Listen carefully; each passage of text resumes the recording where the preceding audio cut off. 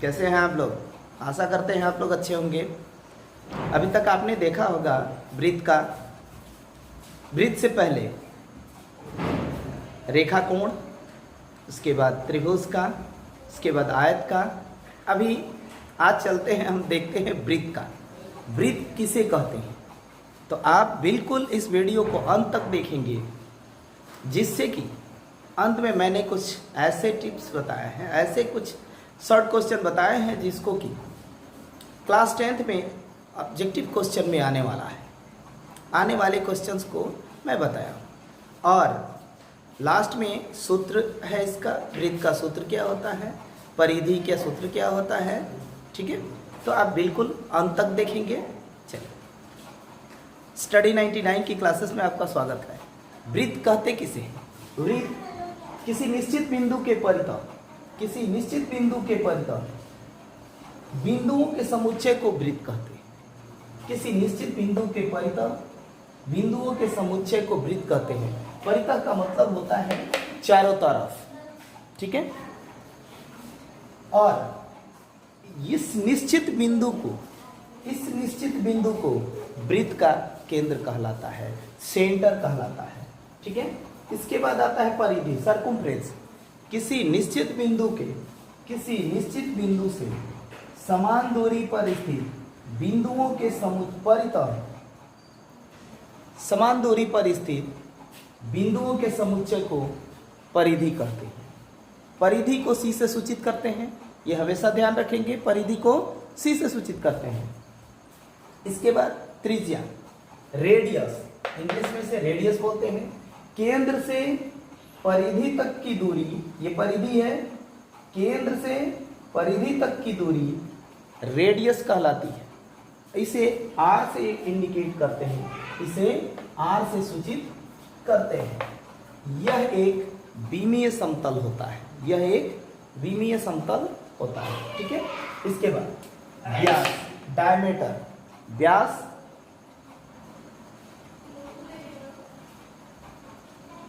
व्यास किसे कहते हैं? तो परिधि से परिधि तक की दूरी, परिधि से परिधि तक की दूरी को व्यास कहते हैं, जो केंद्र होकर जाता है। ठीक है, परिधि से परिधि तक की दूरी जो केंद्र होकर जाती हो उसे व्यास कहते हैं। और व्यास को इंग्लिश में डायमीटर कहते हैं। इसे डी से इंडिकेट करते हैं, इसे डी से सूचित करते हैं। और व्यास जब भी होता है यह इस त्रिज्या के 2 गुना होता है। ठीक है, जैसे देखेंगे यहाँ ये r हो गया और ये r प्लस r, तो यहाँ पर त्रिज्या का 2 गुना होता है, अर्थात d equal to r plus r मैंने कर दिया, तो डबल r हो गया ना, तो 2r लिख देंगे इसे, तो त्रिज्या का 2 गुना हो गया। d जो है त्रिज्या का 2 गुना हो गया। या इसे सूत्र में ऐसे भी लिख सकते हैं कि r इक्वल टू d/2। कोई प्रॉब्लम किसी को? r इक्वल टू d/2 भी हो जाता है। ठीक है, वृत्त की जीवा, कॉर्ड ऑफ सर्कल। वृत्त की जीवा, परिधि से परिधि तक की दूरी, परिधि से परिधि तक की दूरी जीवा कहलाती है। परिधि से परिधि तक की दूरी जीवा कहलाती है। जैसे आप देखेंगे ये परिधि से परिधि तक की दूरी है, ये जीवा कहलाती है। और परिधि से परिधि तक की दूरी या वृत्त की सबसे बड़ी जीवा वृत्त का व्यास कहलाता है। वृत्त की सबसे बड़ी जीवा वृत्त का व्यास कहलाता है। ठीक है, वृत्त की स्पर्श रेखा, टेंजेंट ऑफ सर्कल। वृत्त के परिधि के बाह्य भाग पर, बाहरी भाग पर, सारा देखेंगे आप इस फिगर पे ही। वृत्त के परिधि के बाहरी भाग पर, बाह्य भाग पर खींची गई रेखा जो किसी एक बिंदु पर स्पर्श करती है, छूती है, उसे स्पर्श रेखा कहते हैं। जैसे इसमें RS जो रेखा है वह Z पर एक बिंदु पर स्पर्श करती है परिधि को, इसलिए यह क्या है? स्पर्श रेखा है, टेंजेंट ऑफ सर्कल बोलते हैं इसे। अब आती है वृत्त की छेदक रेखा, सेकंड ऑफ सर्कल। अब वृत्त की छेदक रेखा जैसे PQ है, यह वृत्त के परिधि के किन्हीं दो बिंदुओं को, कम से कम दो बिंदुओं को अगर टच करती है, छूती है या प्रतिच्छेद करती है तो उसे छेदक रेखा कहते हैं, सेकंड ऑफ सर्कल कहते हैं। वृत्त का चाप, आर्क ऑफ सर्कल, वृत्त की परिधि के एक हिस्से को वृत्त का चाप कहलाता है। जैसे आप देखेंगे यहाँ पर कि मैं यहाँ से लेकर यहाँ तक ये खींच दिया, ये क्या कहलाएगा? वृत्त का चाप कहलाएगा। आपको दिख रहा है, यहाँ एक वृत्त बना दे रहा हूँ मैं, ठीक है, ये वृत्त और ये वाला पार्ट यहाँ से यहाँ तक, ए से बी तक, तो ये वृत्त का लघु चाप। यह चाप दो तरह का होता है जी। अब ये जो हो गया, आप देखेंगे यहाँ से ए से बी तक का ये जो भाग हो गया, यह वृत्त का लघु चाप कहलाएगा। और ये ए से बी तक का, यहाँ से इधर, तो ये अगर हम क्लॉकवाइज चलते हैं तो ए से बी तक का भाग ये लघु चाप होगा, और बी से ए तक का ये जो भाग होगा यह दीर्घ चाप होगा, दीर्घ चाप, और ये लघु चाप होगा। तो ठीक है, ये आपने समझ गया कि वृत्त का दीर्घ चाप और वृत्त का लघु चाप, चाप दो तरह के होते हैं, वृत्त का लघु चाप और वृत्त का दीर्घ चाप। अब वृत्त का त्रिज्यखंड, वृत्त का त्रिज्यखंड देखते हैं। सेक्टर ऑफ सर्कल, वृत्त की दो त्रिज्याओं और चाप के बीच का वृत्त का त्रिज्यखंड देखेंगे। सेक्टर ऑफ सर्कल, वृत्त की दो त्रिज्याओं, वृत्त की दो त्रिज्याओं और उनके बीच के चाप को, जैसे ये वृत्त की त्रिज्या हो गई, सपोज यहां से ये और यहां से ये, वृत्त की दो त्रिज्याओं और चाप के बीच का जो भाग होता है उसे त्रिज्यखंड कहते हैं। ये बिल्कुल ध्यान रखेंगे, सेक्टर ऑफ सर्कल कहते हैं। वृत्त की दो त्रिज्याओं ए ओ और ओ बी तथा ये चाप ए बी के बीच के भाग को क्या कहते हैं? त्रिज्यखंड कहते हैं। त्रिज्यखंड दो तरह के होते हैं, दो प्रकार के होते हैं। पहला लघु त्रिज्यखंड माइनर सेक्टर और दीर्घ त्रिज्यखंड मेजर सेक्टर। यहाँ ओ ए और ओ बी ये भाग जो होगा ये लघु त्रिज्यखंड है, और ये जो भाग है, ये जो पार्ट है, ये दीर्घ त्रिज्यखंड होगा। ठीक है, तो आगे देखते हैं त्रिज्यखंड। इसके बाद वीडियो में पूरा वृत्त से रिलेटेड एक एक पॉइंट आपको बताएंगे। ठीक है, आइए अब देखते हैं वृत्तखंड या अवधा, सेगमेंट ऑफ सर्कल। वृत्ताकार क्षेत्र का वह भाग जो एक जीवा तथा चाप से घिरा होता है वृत्तखंड कहलाता है। वृत्तखंड दो प्रकार के होते हैं, वृत्तखंड दो प्रकार के होते हैं। ये लघु चाप द्वारा बना है और ये दीर्घ चाप द्वारा बना वृत्तखंड है। ठीक है, लघु वृत्तखंड लघु चाप द्वारा बना ये क्षेत्र जो है यह लघु वृत्तखंड कहलाता है, और ये दीर्घ चाप द्वारा बना क्षेत्र दीर्घ वृत्तखंड कहलाता है। अब देखते हैं वृत्तखंड या अवधा का कोण, angle of segment. Angle of segment, चाप द्वारा वृत्त के परिधि पर बना कोण वृत्तखंड या अवधा का कोण कहलाता है। अब सपोज ये चाप है और इसके द्वारा जो वृत्त के परिधि पर जो कोण बनता है इसे अवधा का कोण कहलाता है या वृत्तखंड का कोण कहलाता है।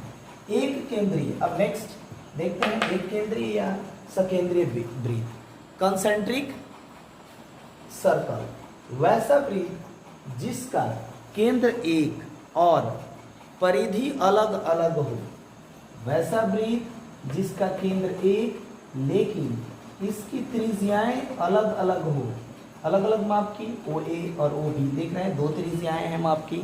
तो ये सकेंद्रीय, ये दो वृत्त बने हैं और एक ही केंद्र है, इसे सकेंद्रीय वृत्त कहलाता है। इसके बाद देखते हैं त्रिभुज का परिवृत्त। त्रिभुज का परिवृत्त, जैसे यहाँ देख रहे हैं कि एक AOB त्रिभुज है और इसके शीर्ष बिंदुओं से जो खींचा गया वृत्त होता है वह त्रिभुज का परिवृत्त कहलाता है। ठीक है, इसके बाद अंतःवृत्त, इनर सर्किल, इन सर्किल, वह वृत्त जो त्रिभुज के मध्य बिंदुओं को या त्रिभुज के अंदर तीनों भुजाओं को स्पर्श करती हुई, यह भी स्पर्श करेगी, यहाँ भी स्पर्श करती हुई कोई वृत्त खींची जाती है तो खींचा जाता है तो वह क्या कहलाता है? इन सर्कल कहलाता है या अंतःवृत्त कहलाता है। इसके बाद अगला देखेंगे हम, जैसे कुछ छोटे छोटे नोट्स मैंने कहा था कि अंतिम में मैं वीडियो के अंत तक बने रहिएगा। अंतिम में मैं बताऊंगा कि जैसे शॉर्ट क्वेश्चन, एक वृत्तखंड में दो कोण समान होते हैं। जैसे एक वृत्तखंड देख रहे हैं, ये वृत्तखंड है, ठीक है, और इसमें कोण D और C ये दोनों ही क्या है? समान है, बराबर होते हैं। ठीक है, एक अर्धवृत्त में कोण का माप 90 अंश का होता है। एक अर्धवृत्त मीन्स एक व्यास से खींचा गया है तो इसमें जो बना हुआ कोण ये है ABC। ये कोण C जो बना है यह कितना अंश का होता है? 90 डिग्री का होता है। वृत्त के केंद्र पर बना कोण उसी चाप द्वारा परिधि पर बनाए गए कोण का 2 गुना होता है। ठीक है, जैसे यहां पर देखिए, वृत्त के केंद्र पर बना कोण उसी चाप द्वारा, वृत्त के केंद्र पर बना कोण उसी चाप द्वारा परिधि पर बनाए गए कोण के 2 बिंदु पर केवल एक और एक स्पर्श रेखा खींची जा सकती है।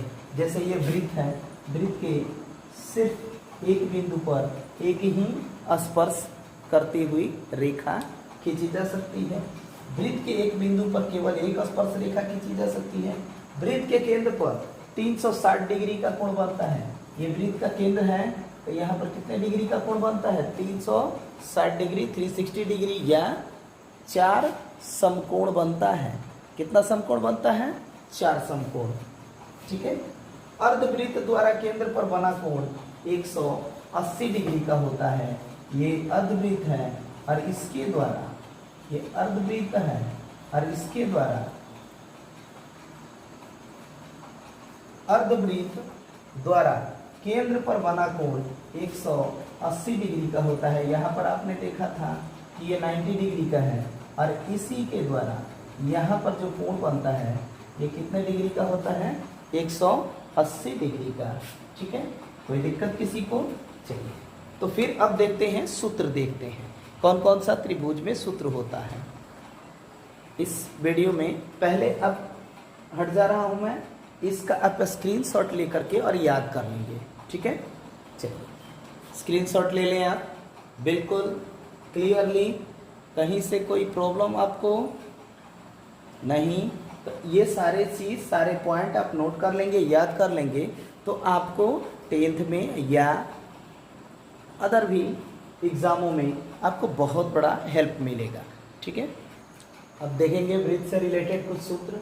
वृत्त का व्यास को D से इंडिकेट करते हैं। वृत्त का व्यास बराबर D = 2R, त्रिज्या का 2 गुना होता है। या R बराबर D/2। अगर त्रिज्या दिया हो, व्यास दिया हो तो त्रिज्या निकालना हो तो क्या करेंगे? D/D का आधा कर देते हैं। ठीक है, वृत्त की परिधि बराबर होता है 2πr। 2πr या πd भी होता है। क्या होता है? πd। ठीक है, कोई दिक्कत? या पाई बराबर होता है परिधि बट्टा व्यास। परिधि और व्यास के अनुपात को पाई कहते हैं। ठीक है, ये फिक्स होता है। मैंने नोट में लिख दिया है कि पाई एक ग्रीक चिन्ह है, ग्रीक नोटेशन है, जिसका मान होता है 3.14। पाई = 3.141592 या 3.141592 या आप 3.14 भी लिख सकते हैं। दूसरा होता है 22/7, ये लमसम होता है, एग्जैक्ट नहीं होता, या 355/113। इसके बाद वृत्त का क्षेत्रफल बराबर होता है πr² या π/4 इंटू d², व्यास का स्क्वायर कर देंगे, या इतना भी लिख सकते हैं 0.7854 इंटू डी का स्क्वायर। ठीक है, आशा करते हैं आप लोग समझ गए होंगे बिल्कुल। अगर आपको समझ में आया है, वीडियो अच्छी लगी है, तो आप दूसरे को भी शेयर करें, सब्सक्राइब करें और दूसरे को भी शेयर करें, जिससे कि दूसरे का भी भला हो। कर भला तो हो भला। तब तक के लिए बाय बाय।